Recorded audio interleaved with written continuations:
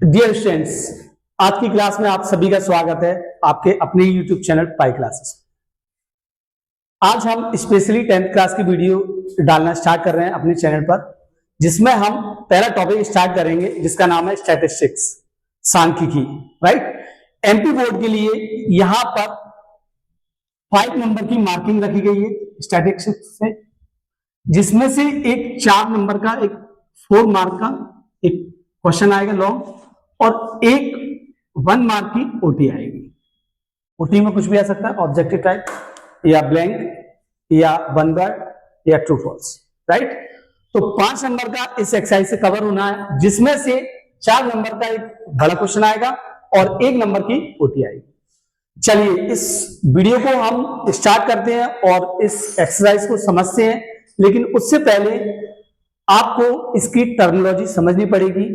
क्या होती है स्टैटिस्टिक्स, इसके कौन कौन से टर्म आते हैं, इसमें बहुत चीजें हम समझेंगे। ठीक है, फिर हम क्वेश्चन की तरफ मूव करेंगे आगे। चलिए स्टूडेंट्स, समझते हैं स्टैटिस्टिक्स का मतलब। हिंदी मीडियम वाले सांख्यिकी बोलते हैं। क्या मतलब होता है, चलिए पढ़ते हैं इसको।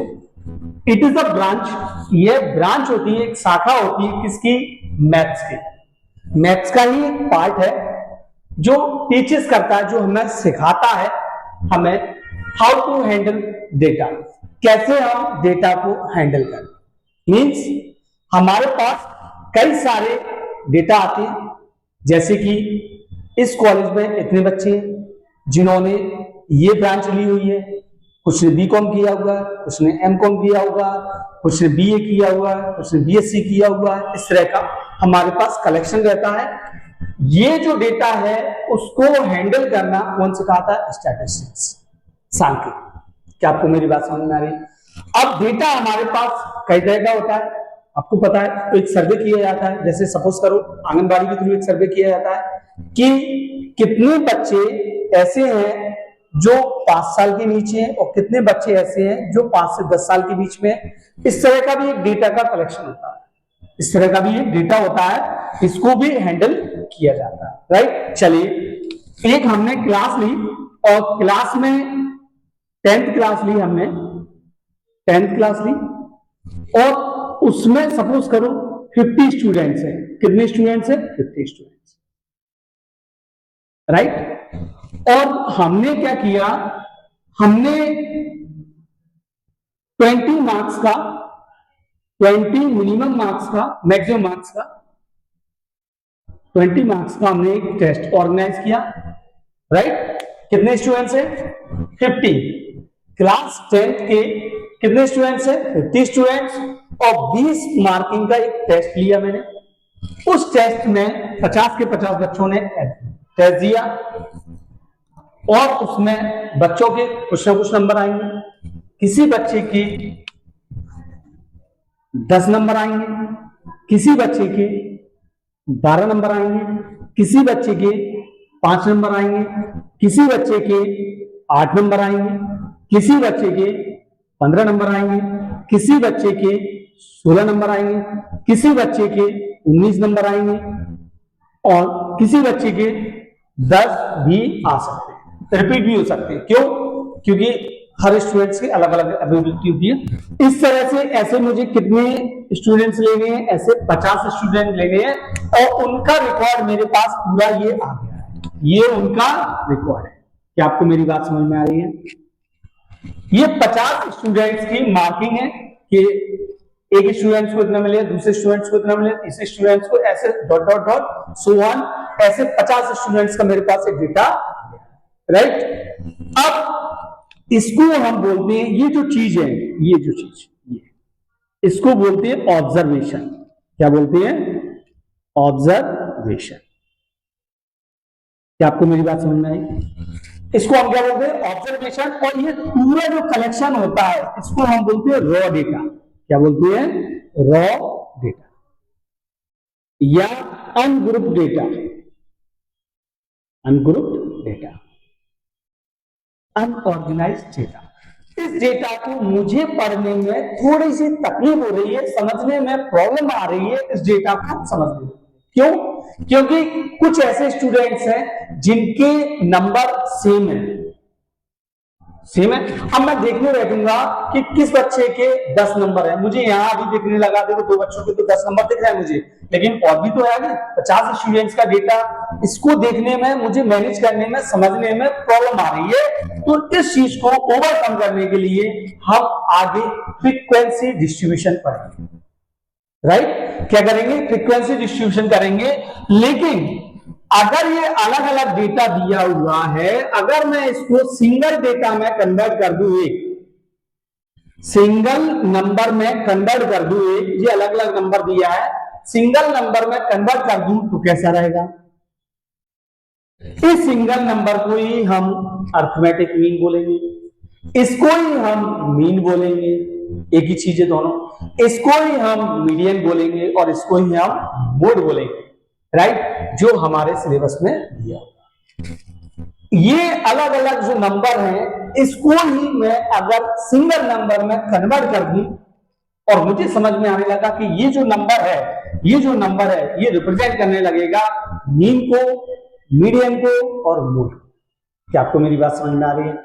चलिए आगे समझते हैं। इस डेटा को हम थोड़ा सा ऑर्गेनाइज करते हैं फ्रीक्वेंसी डिस्ट्रीब्यूशन के थ्रू। चलिए देखते हैं स्टूडेंट्स कैसे हम इसको ऑर्गेनाइज करते हैं। चलिए स्टूडेंट्स आगे चलते हैं, हम देखते हैं और आगे की टर्मिनोलॉजी क्या कहते हैं। फ्रीक्वेंसी डिस्ट्रीब्यूशन, पहले हमारा डेटा कैसा था? इस तरह का डेटा था, अनऑर्गेनाइज था। हमने यहाँ कुछ रैंडम नंबर लिखे थे, 2, 3, ऐसे 10, 5, 12, ऐसे डॉट डॉट सो ऑन, है ना? ऐसे हमने लिखा था। इसको क्या बोलते हैं? Raw data. और इस डेटा को हमें इंटरप्रिटेट, मतलब समझने में प्रॉब्लम आ रही है, इसको ऑर्गेनाइज करने में प्रॉब्लम आ रही है और टाइम ज्यादा ले रहा है समझने में और प्रेजेंट करने में। इस समस्या को ओवरकम करने के लिए, इस प्रॉब्लम को हमें ओवरकम करने के लिए हमने क्या किया? Frequency distribution. कैसे फ्रीक्वेंसी डिस्ट्रीब्यूशन? एक अपने मन से एग्जांपल लिया, जरूरी नहीं है इस टाइप से, मैंने अपने मन से एग्जांपल ली हुई जिसमें डिस्क्रीट अनग्रुप, जो अनग्रुप ऐसा था, जो ग्रुप नहीं इस तरह से था, अनग्रुप, अनऑर्गेनाइज था। ऑब्जर्वेशन, पता है हम इनको ऑब्जर्वेशन बोलते हैं, राइट? और फ्रीक्वेंसी मतलब कितनी बार वो नंबर रिपीट हो रहा है। जैसे हमने यहां पे लिखा था इससे पहले कि 10 मार्क्स 2 बच्चों के आए थे, उसमें लिखा था इस टाइम। अब यहाँ एक दूसरा एग्जांपल सेट हुआ है, इसके अकॉर्डिंग चेंज कर दिया, राइट? ऑब्जर्वेशन आप जानते हैं, फ्रीक्वेंसी मतलब कितनी टाइम्स रिपीट हुआ है, रिपीट, राइट? टाइम्स, कितनी बार हुआ है, राइट? चलिए 10 जो मार्किंग है, 10 नंबर, ऐसे कितने स्टूडेंट्स हैं जिनके 10 नंबर आए हैं? हुआ है 3। क्या आपको मेरी बात समझ? एक नया एग्जांपल लिया, उसके अकॉर्डिंग चल रहा है, इसके अकॉर्डिंग, राइट? ऐसे 10 नंबर हैं, कितने बच्चों के आए हैं? 3 बच्चों के, तो हमने फ्रीक्वेंसी उसकी 3। मान के चलिए 20 नंबर जिनके भी आए हैं बच्चे, वो ऐसे कितने बच्चे हैं? 4। कितने स्टूडेंट्स हैं? 4। जिन स्टूडेंट्स के 30 नंबर आए हैं, वो कितने स्टूडेंट्स हैं? 6। नंबर ऑफ स्टूडेंट्स कितने? 6, to getting 30 marks, right? Number of students to getting 40 marks. 2 ऐसे बच्चे हैं जिसके 40 नंबर।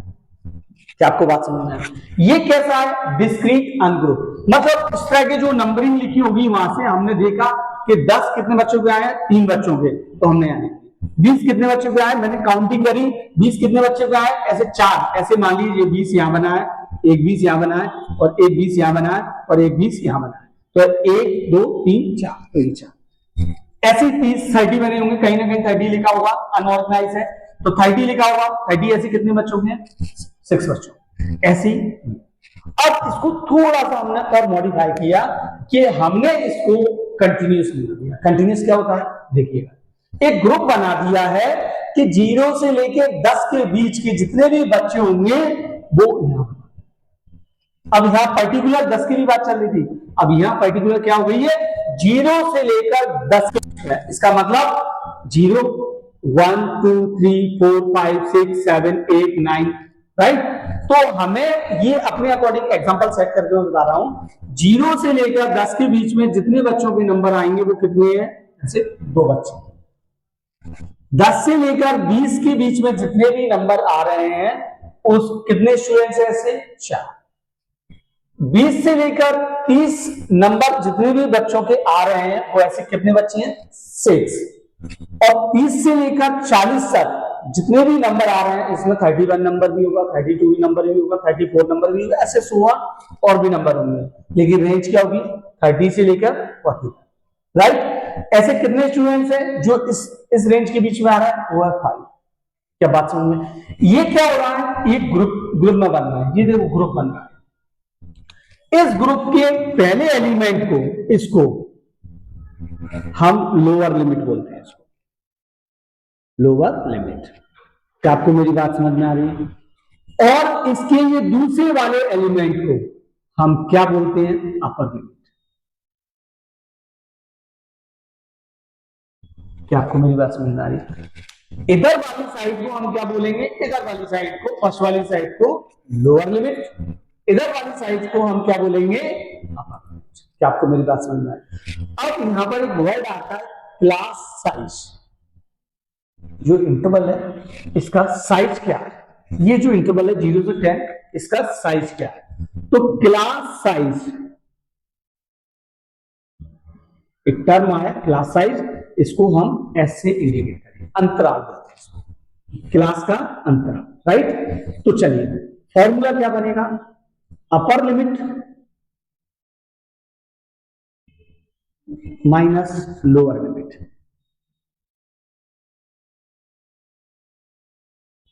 क्या आपको मेरी बात समझ में आई?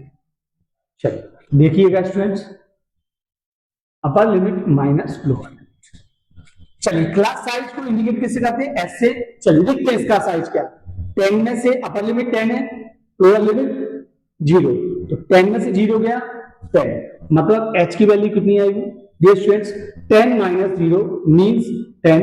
इस देखिए 20 में से 10 गया फिर भी 10, तो इसका जो साइज है, इस क्लास का जो इंटरवल है, इस क्लास साइज है वो कितना इंडिकेट करने लगा 10। देखो हर जगह 10 इंडिकेट। क्या आपको मेरी बात समझ में आ रही है? इसको हम क्या बोलते हैं क्लास साइज। क्या बोलते हैं क्लास साइज। क्लास साइज का फॉर्मूला समझ में आया, upper limit minus lower limit is called class size. इसको हम इंडिकेट करते हैं जनरली एस। क्या आपको मेरी बात समझ में? चलिए एक और है क्लास मार्क्स। क्लास मार्क्स, ठीक, इसको हम एक और नाम से आते हैं मिड वैल्यू। चलिए मिड वैल्यू कैसे निकली, क्लास मार्क्स कैसे निकलता है, आइएगा अपर लिमिट शॉर्ट में लिख दिया मैंने थोड़ा, प्लस लोअर लिमिट अपॉन 2। अगर मुझे क्लास मार्क्स मतलब मिड वैल्यू चाहिए तो मैं क्या करूंगा, अपर लिमिट और लोअर लिमिट को ऐड करके 2 से डिवाइड कर। क्या आपको मेरी बात समझ में आ रही है? अगर मुझे क्लास मार्क्स पता करनी है किसी भी इंटरवल का, तो मैं क्या करूंगा, upper limit plus lower limit divide by 2। चलिए इसका ही देखते हैं हम। चलिए ऐड कीजिएगा इसको, 0 प्लस 10 अपॉन 2, या ऐसे भी लिख सकते हैं, अपर क्लास कितनी है 10 और लोअर लिमिट कितनी है 0, तो ये कितना आया 10 डिवाइड बाय 2 मींस 5। आगे चलते हैं, देखो ये और ये, इसको और इसको ऐड कीजिएगा, 20 प्लस 10 अपॉन 2 कितना आया 15, 15 डिवाइड बाय 2 कितना, सॉरी 30, कितना आया 30 अपॉन 2 डिवाइड बाय 15, तो इसका क्लास मार्क्स कितना आया 15। क्या आपको मेरी बात समझ में आ रही? मिड वैल्यू समझ में आया, क्लास साइज समझ में आया। तो हमने एक चीज समझी इसमें कि इस तरह की डेटा को हमने कन्वर्ट किया फ्रीक्वेंसी डिस्ट्रीब्यूशन में। क्यों? क्योंकि मुझे इस तरह की डेटा को समझने में थोड़ी सी प्रॉब्लम और टाइम लग रहा है। तो सबसे पहले मैंने फ्रीक्वेंसी डिस्ट्रीब्यूशन किया, उसमें अनग्रुप्ड वाला ये सिस्टम था और इसमें भी थोड़ी सी समस्या आ रही थी, तो मैंने क्या किया, उसको इस तरह से कंटिन्यूअस ग्रुप में बना दिया और इनकी हमने क्लास साइज समझी और इनकी हमने क्लास मार्क्स समझी। क्या स्टूडेंट समझ में आया? अगर आपको यहां तक वीडियो समझ में आ रही हो तो लाइक, सब्सक्राइब और कमेंट जरूर कीजिएगा। यहाँ सर मुझे समझ में आ रही है। चलिए और इसकी थोड़ी सी टर्मिनोलॉजी और समझते हैं, फिर हम एक्सरसाइज की तरफ मूव करेंगे। ठीक है स्टूडेंट्स, थोड़ा सा और देखते हैं। एक दो और पार्ट बचे हुए, देखते हैं इसको। कंटिन्यूअस में हम दो चीज पढ़ेंगे, एक होगा एक्सक्लूसिव, एक होता है इंक्लूसिव, है ना। हालांकि ये आता नहीं पर लेकिन क्वेश्चन में समझना पड़ेगा कब क्या इंक्लूड हो रहा है, कब क्या इंक्लूड नहीं हो रहा है, राइट। चलिए, हमें ये जो दिया है, ये जो इंटरवल दिए हैं, ये इंटरवल है ना।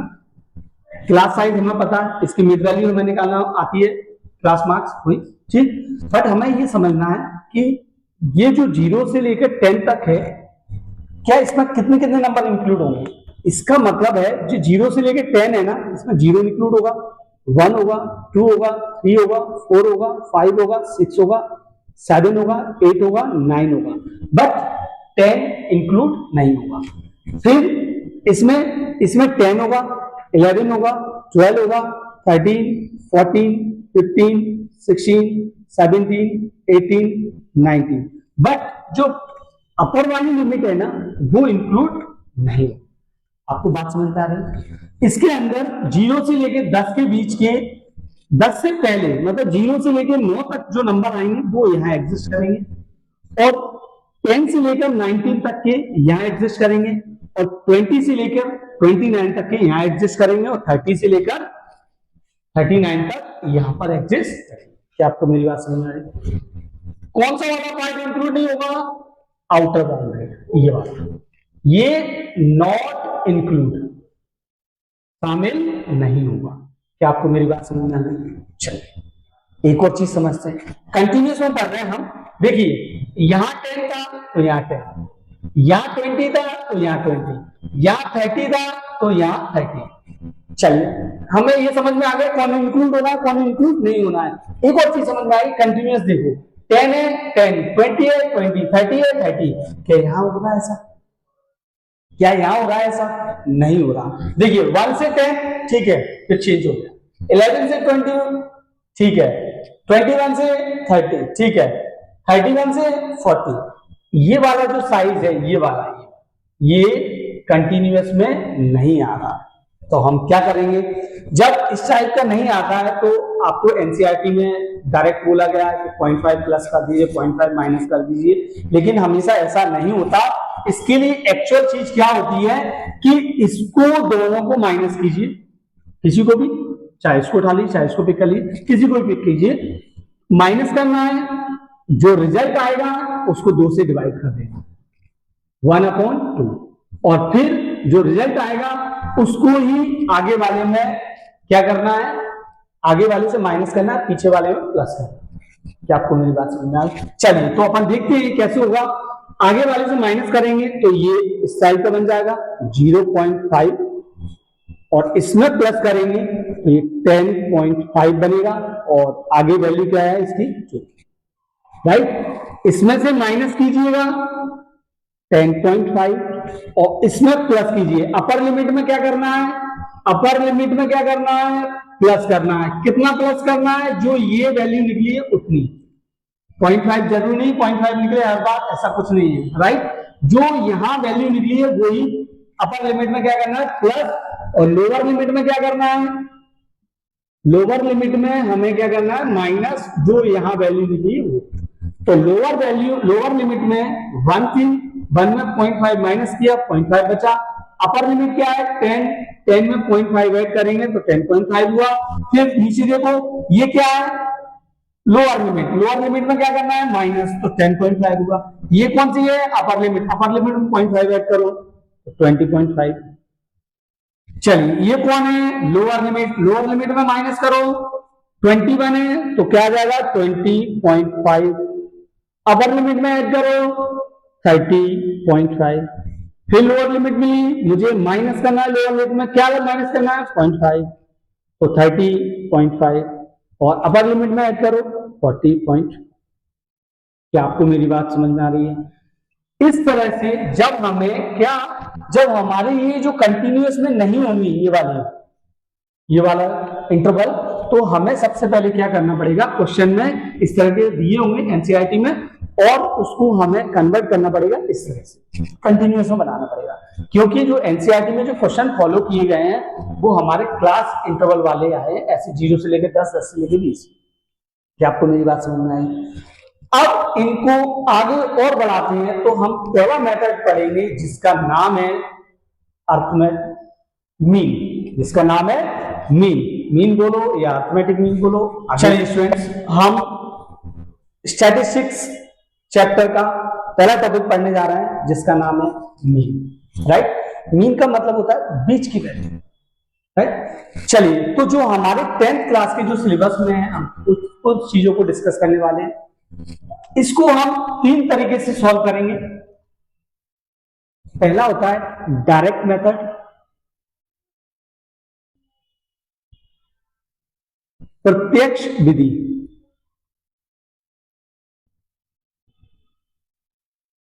सेकंड होता है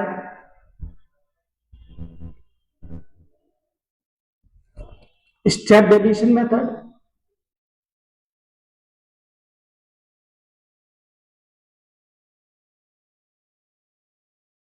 पद विचलन विधि।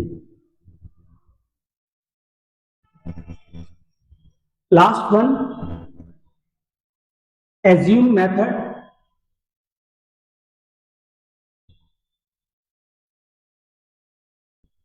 काल्पनिक विधि।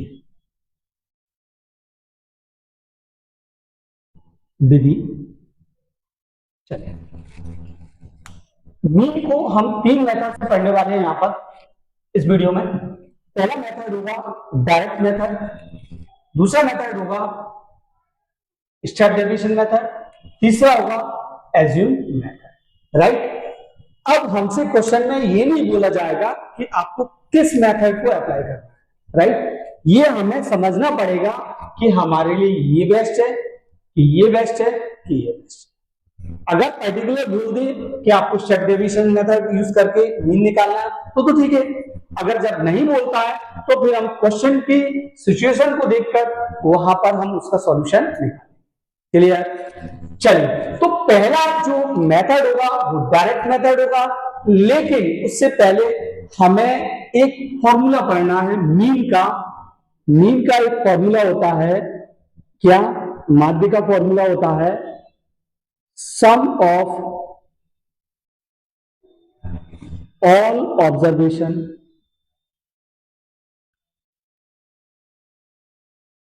Upon total observation.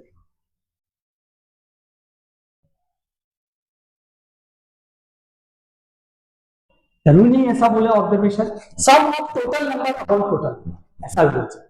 Sum of total number upon total number, ये इसका फॉर्मूला। मतलब अगर हमें एक टेबल के फॉर्म में डेटा दिया जाए ऐसा वाला, राइट, इस तरह से डेटा दिया है हमें, मान के चलो 10, 12, 15, 20, 30, इस तरह से दिया है हमारे पास, ऐसा डेटा दिया है इस तरह से, और आपसे बोला गया है कि मीन निकालिए। आपसे क्या बोला गया है कि मीन निकालिए।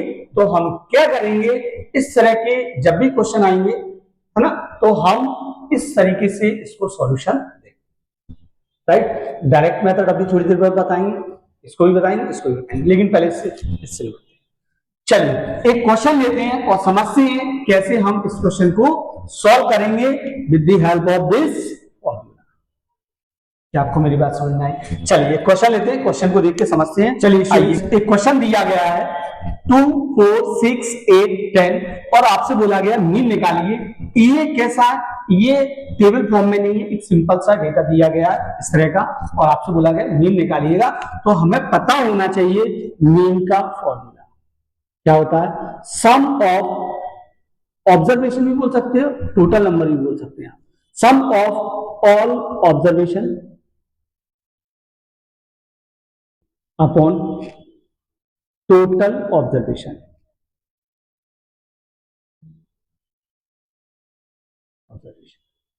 राइट, चलिए सम करना है, सम मतलब प्लस करना है। ऑब्जर्वेशन, ये ऑब्जर्वेशन होते हैं 2 + 4 + 6 + 8 + 10 अपॉन कितने हैं?